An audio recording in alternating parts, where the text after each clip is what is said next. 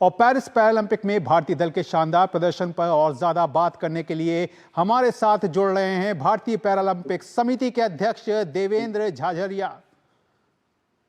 झाझड़िया, बहुत बहुत आपका स्वागत है। और आज का दिन एक बार फिर से ऐतिहासिक हो गया है, क्योंकि जिस तरह से प्रवीण कुमार ने ऊंची कूद में स्वर्ण पदक को ला दिया है, तो कहना पड़ेगा कि भारत का जो दमदार प्रदर्शन है वो लगातार जारी है और अब पदकों की जो संख्या है वो 26 तक पहुंच गई है। क्या कहेंगे देवेंद्र जी?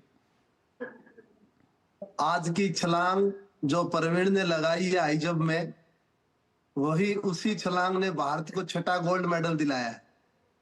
और कहीं न कहीं हम 25 का जो देशवासियों से वादा करके आए थे कि 25 से ज्यादा मेडल जीतेंगे, ये 26वां मेडल है भारत के लिए। ये बहुत बड़ी बात है। प्रवीण फिट तो था ही था, लेकिन साथ में फिजिकली फिट के साथ मेंटली फिट बहुत ज्यादा था, क्योंकि जब पेरिस पैरालंपिक की ट्रायल थी तो ट्रायल में अच्छा नहीं कर पाए थे और 199 तक सिर्फ कर पाए थे। जबकि आज प्रवीण ने जो जंप किया वो 2.08 किया, तो ये बहुत बड़ी बात है। और भारत ने 6 गोल्ड मेडल जीते हैं। मुझे उम्मीद है देश में अब स्पोर्ट्स कल्चर जल्दी ही आ जाएगा और आने वाले समय में पैरालंपिक ही नहीं, हम ओलंपिक में भी अच्छा प्रदर्शन करेंगे, मुझे पक्का भरोसा है।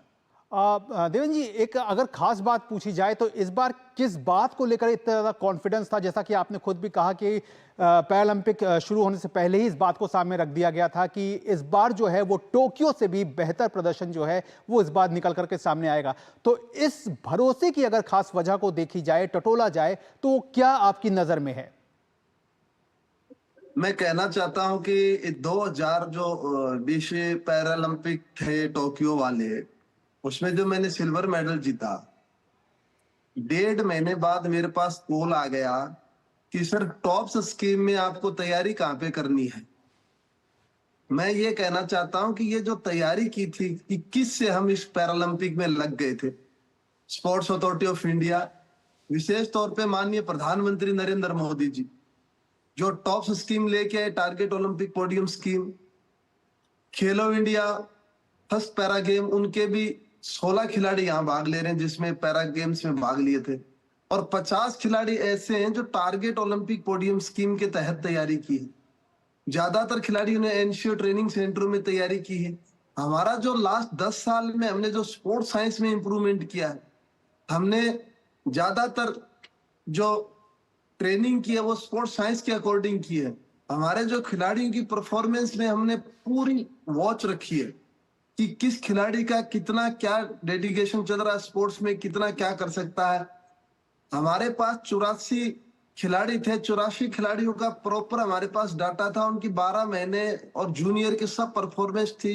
उस परफॉर्मेंस को हम कैसे बढ़ा सकते हैं, उनके लिए हमने काम किया। विशेष तौर पे यहाँ आने के लिए जो खिलाड़ियों की हमने व्यवस्थाएं दी, मैं भारत सरकार को बहुत बहुत धन्यवाद देता हूं। शीतल देवी के साथ एक कोच है, एक एस्कॉर्ट है और एक फिजियोथेरेपिस्ट है जी। वहीं अवनी लेखरा के साथ भी ऐसे ही है खिलाड़ियों को हर सुविधा भारत सरकार ने उपलब्ध करवाई है। Paralympic committee of India president होने के नाते हमने जो जो बातें रखी भारत सरकार के सामने कि हम 25 मेडल से ज्यादा जीतेंगे, हमें ये विश्वास है। तो सरकार की तरफ से एक ही मैसेज था कि आप मेडल पे ध्यान दीजिएगा, जितना भी पैसे की जरूरत हो वो हमें बताएं आप।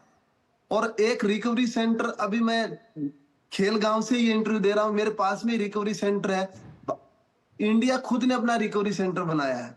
कोई खिलाड़ी को कहीं ज्यादा जाने की जरूरत नहीं है। यहाँ डॉक्टर है, फिजियोथेरेपिस्ट है, मसाजर सब है यहाँ पे। तो इन सब की वजह से हमारे अंदर एक कॉन्फिडेंस था कि हम मेडल जीतेंगे। जी बिल्कुल। जिस तरह से हमने देखा कि इन गेम्स में खासतौर पे अगर हरविंदर सिंह की बात की जाए तो वो पहले तीरंदाज बन गए हैं, पैरा तीरंदाज, जिन्होंने पैरालंपिक गेम्स में गोल्ड मेडल जीता। इसके अलावा हमने देखा कि हमने जूडो में भी अपने कदम आगे बढ़ाए और वहां पे भी पदक की जो आस थी, भले ही ब्रॉन्ज मेडल के रूप में सामने आई, लेकिन एक दरवाजा वहां पे भी खुला। तो कहीं ना कहीं जो है वो नए खेलों में और खुद को जहां पर अब तक हम नहीं अपना दस्तक ही केवल दे पाते थे, मेडल्स नहीं जीत पाते थे, वहां पे भी अब हमारा दायरा बढ़ा है। तो इसके पीछे आप अगर वजह को समझा सके तो क्या एक बड़ी वजह दिखती है?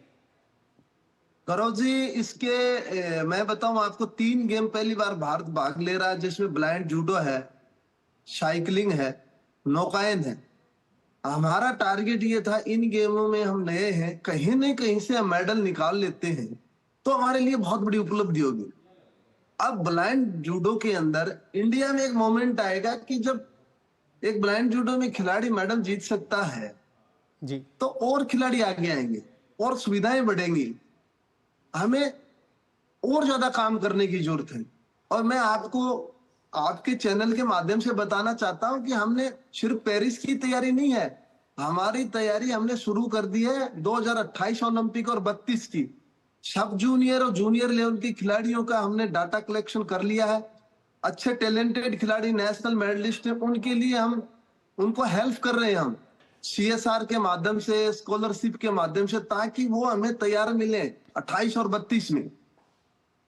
चलिए देवेंद्र जी, हम यही उम्मीद करेंगे कि भारत का जो ये शानदार प्रदर्शन है वो इसी तरह से जारी रहे और 2028 का जो कि लॉस एंजलिस पैरालंपिक गेम्स रहेगा, वहां हम इन गेम्स से भी बेहतर प्रदर्शन करने में कामयाब हों। बहरहाल आपने अपना कीमती समय दिया, इसके लिए आपका बहुत बहुत शुक्रिया।